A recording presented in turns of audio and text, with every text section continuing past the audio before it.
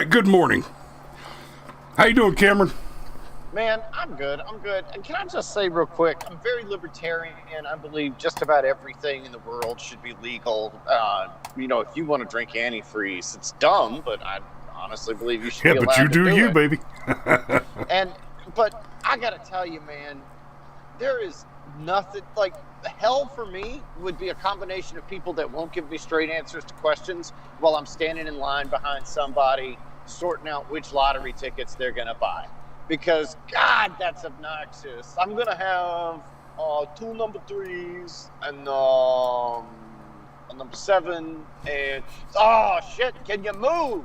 I need my coffee. I need to go back to work. Yeah. Not really related to today's topic at all, but it's an experience I had this morning. And there's nothing like being in line behind somebody that is playing the lottery and damn scratch-offs, and they can't just walk up and say, I want this, and this. No. It all has to be itemized and sectioned out. Okay, now give me 2 of the quicks and 3 number 17s. No, I said 3 number 17s. It's just like, oh, God. Now, in fairness, if he said 3 number 17s, I mean... It's like, yeah, I'll have a couple of Egg McMuffins. How many you want? 2 is a couple. 2 is a couple. 3 is a marriage crime. Right. Oh, what number that? I'm sorry. What number that? Never mind. Do I need to come in there and operate the touchscreen picture-based cash register for you? Will I get $15 an hour? And the fight for 15 is one of the things that's going to be part of our topic this morning. So, we got a hot take for you today. Oh, Lord, we got a hot take for you today. Now, this tweet is actually somewhat confusing because we got Blake Masters says he's running for U.S. Senate in Arizona. Let's take this seat back. BlakeMasters.com. I don't know anything about Blake Masters yet. I really don't. But I stumbled across this tweet. This isn't trending. It's not a big popular tweet, but I stumbled across this, and I saw Shoe on Head, who is a popular lefty YouTube commentator. And so naturally I linked her to this show. But the Pima County Democrat Party says, we need to build an economy where you can afford to raise a family on one single income, is code for women shouldn't work. Yeah. Yeah. And, man, even for lefties, like, what a leap.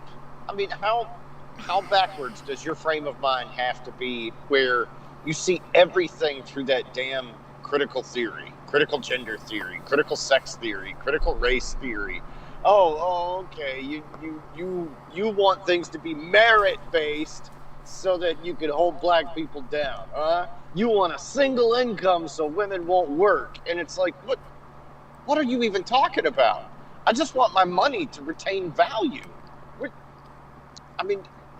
What a miserable place to be in, where everything in your life has to get filtered through this. Well, now hold on. There are some real problems with women in the workplace. There are some very real problems with women in the workplace. First of all, it's only been going on for, in a serious way for a little less than a century. On the scale of historical data, that's no time. Right? So, right. The data is very much out on how well that works, on how well men and women can simply work together professionally. So far, the data on it's not great. So far, the data on it suggests that men and women will take advantage of one another professionally for gain, right? There's, for everybody that wants to complain that there are all these evil men that'll have sex with that secretary and offer her a raise if she'll have sex with him. It's like, yeah, but there's also a secretary there who's willing to prostitute herself for that raise. Yeah, I'm not saying it's always a two-way street, but it certainly isn't always not a two-way street. Well, and it's not take for example Kamala Harris. Kamala Harris absolutely slipped her way to the top to become the vice president. Because let's be real. Nobody wanted Kamala. Right. Nobody. Well, no, people wanted her, just not for that. Okay, not for vice president. That's right. Right. We're talking about a woman who ran for president and dropped out of the primary before even having the opportunity to win a single vote because she was so abysmally bad on the campaign trail. She dropped out and got picked on her race and color after having only achieved the rank she had by sleeping her way up the ladder. Is an awful and unintelligent person and was selected. This is not some bias where I look at this woman and I say, oh, there's a black woman. I bet she only got there because she's black and a woman. No. The president, the current president of the United States of America, before he was elected, said, I will select a black woman or a woman of color to be my vice president. You don't get to complain about bigotry anymore. Because, sweetheart, you're it. So, no, go ahead. Well, I was just going to say, even historically, it's not that women haven't worked and have not had very, very important roles to fill. They've typically been your nurses, your teachers, that sort of thing. So, and it's not even like in times of emergency, like the whole Rosie the Riveter meme thing. Like, yes, there were women that needed to take over some of the jobs that men couldn't do while they were off fighting the war in World War II. So it's not that I'm opposed to women working. It's the fact that there's this whole subtext here that if a family makes enough money to have one of the parents, in this case, the implication is the woman, stay home and take care of the children, is that really so bad? Oh no, what are you going to do? Homeschool your kids and actually make sure that there's a healthy, hot meal ready for dinner every evening? Like, what goes back to that? I can talk, I promise. It just keeps going back to being like, how miserable of a person do you have to be where you see everything through this lens of, oh my God, the traditional stuff is evil and horrible and terrible, and we've got to burn it down because it's all actually systems of oppression, and I'm spouting a bunch of Marxist garbage, and I'm not even aware of it. I'm so brainwashed and emotionally unintelligent. It's just, it's sad and pathetic too. Well, so Alex has joined us. Good morning, brother. And he says, morning, and women should stay in the home, to be honest. Yes.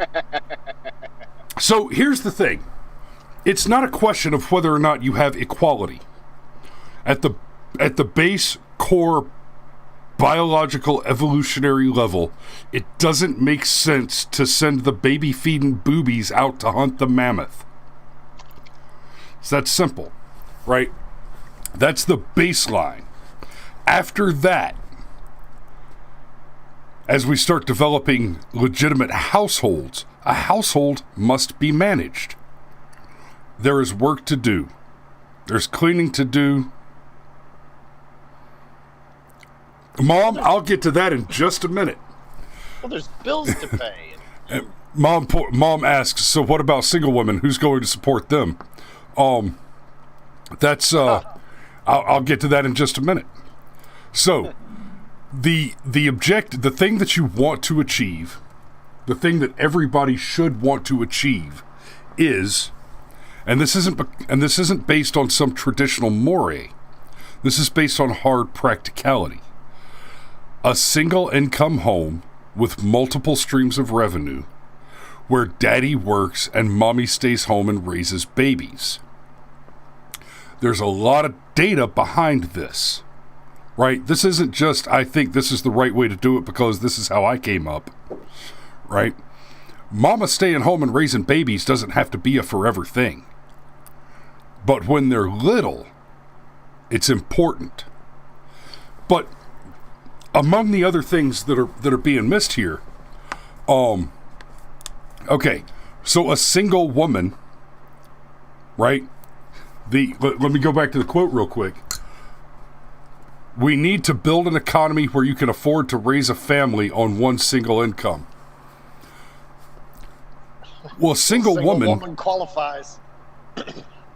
Hang on. Because, Mom, the question you asked was, what about single women? Well, counter question. Do you mean single women or do you mean single mothers? Because there's a huge difference. A single woman can absolutely work, earn a living, right? And support herself. No problem.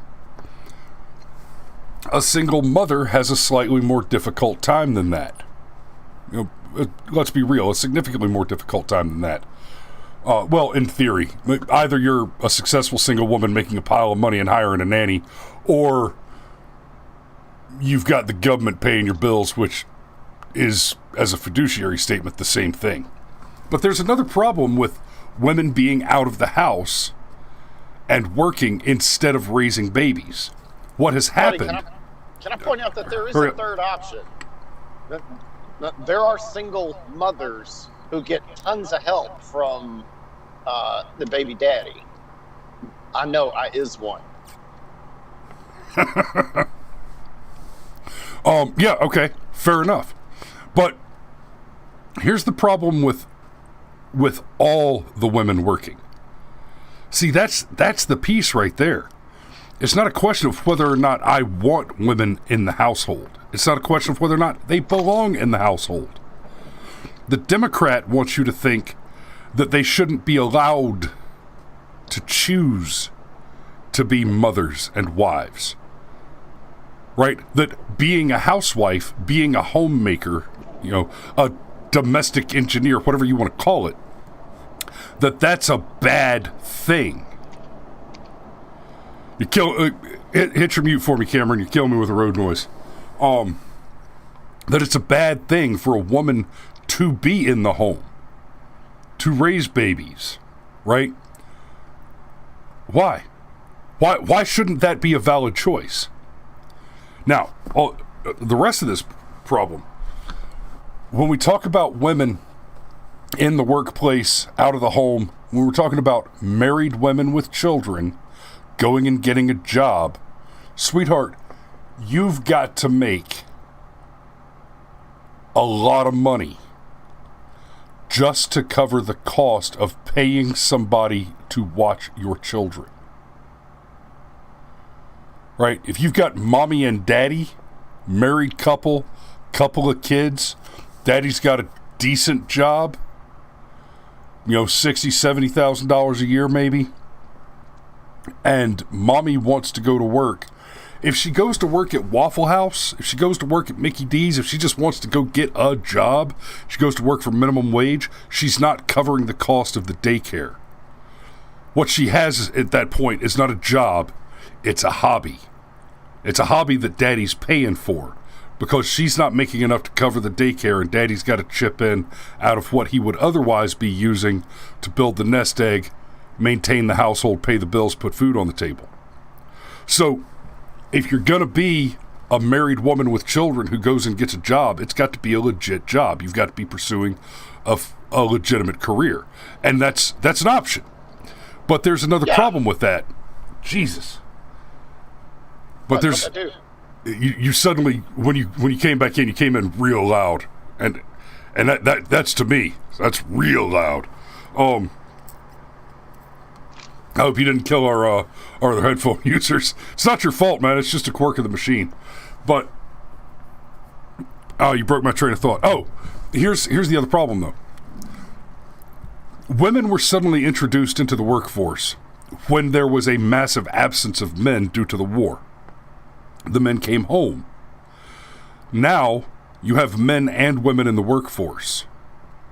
You have the same number of people in the equation for the demand on available product and service, but you have suddenly dramatically increased the supply of workers. That was the beginning of the nearly 1 century of flat wages, of wage stagnation, right? We saw almost no increase in wages over time, in real wages over time, until Donald Trump was president, and then we saw about $2,500 a year for most of his presidency, which is not a lot, especially compared against costs. Right? 20 years ago, gallon of gas was less than $1. Carton of cigarettes was $20 instead of 80. Gallon of milk cost half as much. Carton of eggs cost half as much. Wrong. It's not that those things cost less. Your dollar is now worth less. Right? So I'm gonna pop over to this hot take from CNBC. The silver lining of inflation: higher salaries. It's not certain rising wages will be enough to outpace inflation. Wait, what? That's fucking clown world, man. And there's your F-bomb. Like, how stupid do they think that we are? And then here's the really terrifying Inflation's thing. a good thing because wages are rising. Well, here's the really terrifying thing. How many people actually read that and don't look at it as ironic or insulting? Like, oh, well, at least my wages will go up. Yeah, I make 50% more per hour, but my gas costs twice as much. Man, brother, just that one thing, if gas could just go back to... I remember when I refused to pay more than 80 cents a gallon. And that's going to be one of those things where my grandkids are going to be like, shut up, Grandpa. Yeah, gas used to be like... No. Yeah, the internet came in the mail. No, it did. It did. You used to get these little It totally CDs. Oh, yeah, the primary use of a phone used to be talking to people. But anyhow... Dude, we're not that far out from the kids not remembering that you have to plug a phone in because they're getting used to the near field technology. But just that one thing, like until about 20 or 21 years old, I literally could not squeeze $10 worth of gas into my car. I couldn't do it. I had like a 12.9 gallon tank. And if I ran the sucker down to the dummy light coming on, I couldn't get $10 into the tank. Like, your buddy could pick you up for school every day. You give him $5 a week. He came out ahead, right? Yeah, we used to joke about that, right? We'd throw $1 or $2 into somebody's glove box for gas money, right? And if everybody was throwing $1 or $2 into the glove box for gas money, you were making out. You were getting a lunch out of that somewhere, right? But what I was going to say is just that one thing. If gas could just go back to being less than $1 a gallon, man, the transformative effect that it would have for me would be amazing. And by that same token, for everybody, the left just doesn't math. It's all of these things are always regressive, always. The cost of milk going up for somebody that makes $150,000 a year is negligible. But the cost of milk for that same single mother who's having to work 2 jobs just to make ends meet, well, her milk and eggs going up hurts. I mean, it hurts. And wages have remained flat because overnight, after World War II, overnight, the labor supply doubled and the demand didn't. When you have an excess supply, demand depresses costs, depresses prices, right? You've got a whole bunch of something and people aren't buying, then you reduce prices to sell the thing you've got a whole bunch of. And Chris, wages stayed flat. No, Chris, the answer is to keep rising the minimum wage. That fixes it. Oh, yeah, right? because artificially increasing the price of a commodity whose supply is in excess of the demand, that's... What?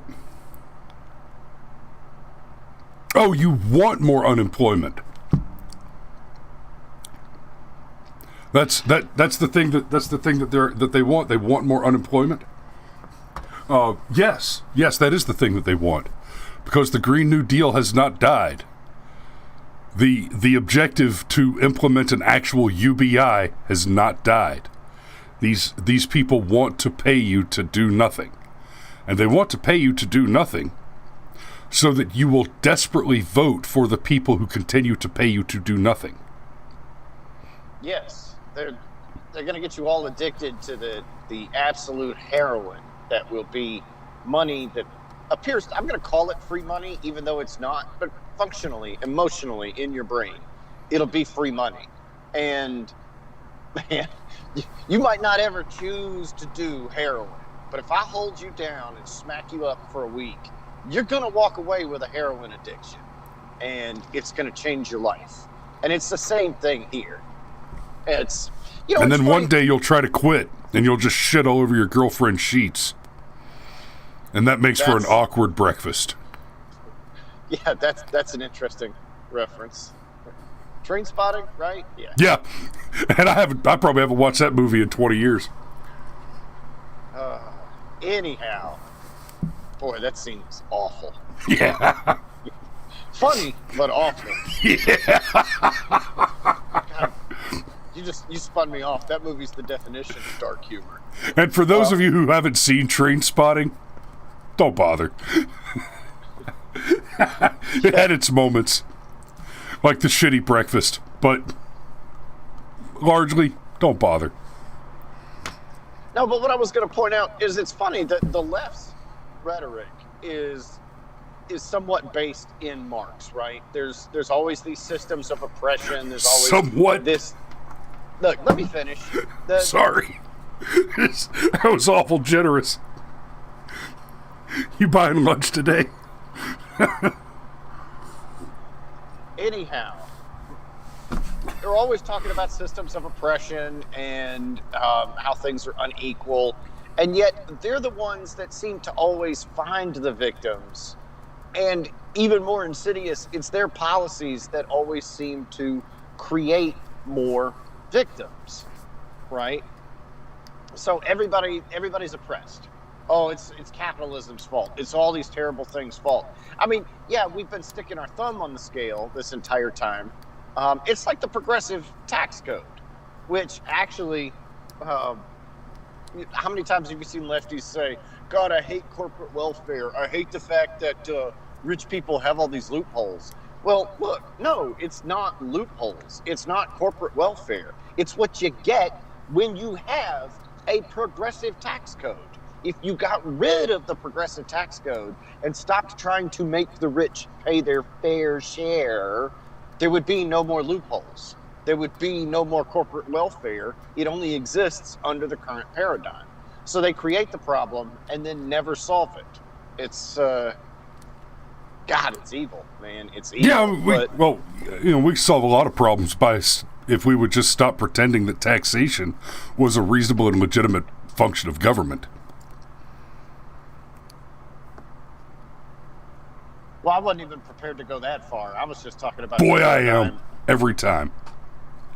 I was just talking about, for example, the whole thing about how, no, you go girl, you go get a job, you go do this. Actually, no, there's nothing. If that's what you want to do, okay, and you've actually got something of value to contribute, fine, go right ahead, okay? But this whole narrative, like, no, you have to have a job. Anything you can do, I can do better. No, you can't. Yes, I can. No, you can't. Yes, I can. And we encourage this instead of letting women just be women. And a lot of women just want to be women. And especially while the babies are young. You pointed this out earlier, right? It's one thing, well, the kids are all in school, and now you want to go do something during the day while they're in school. That's one thing. But while they're little, and they're basically, walking death traps. That is prime mommy time right there. Little autonomous suicide machines. Yes. If you've ever wondered what the most dangerous thing in your immediate vicinity is, set your toddler down and it will be identified immediately. Right. They just lock right in. Just be like, oh, hey, look, I had no idea there was a quarter on the floor, but I do now because I just pulled it out of my baby's mouth. Yep.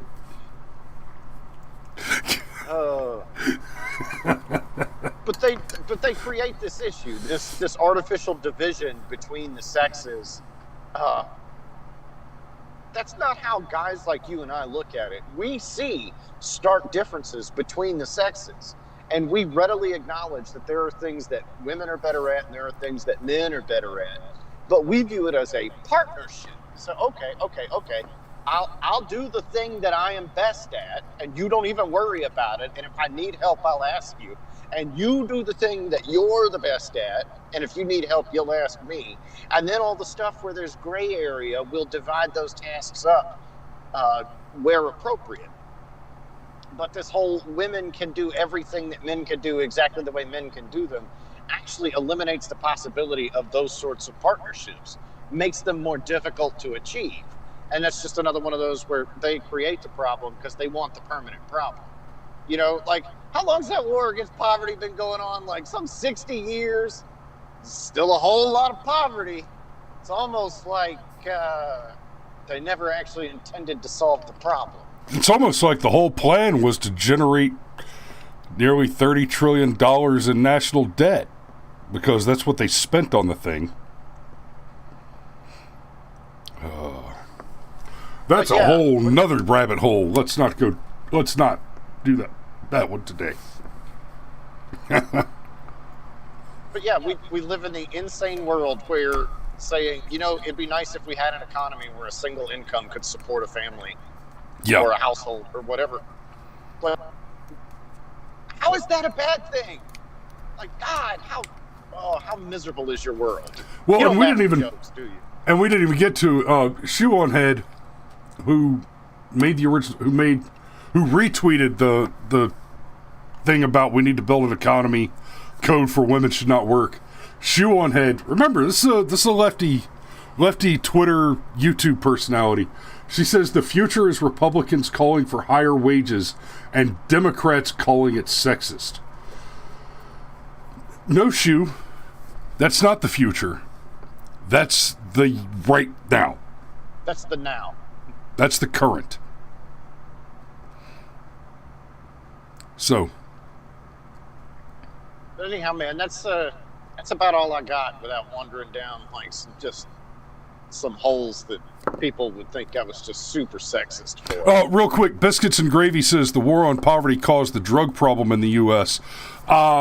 Disagree. I'm going to argue rather that the war on poverty has been artificially extended and exacerbated by the drug war, and that is by design. Chew on that for a little bit. We'll see you guys tomorrow. Love you. Be safe out there, and take care. We'll see you in the morning. Ooh, I hit the outro button, and it didn't outro.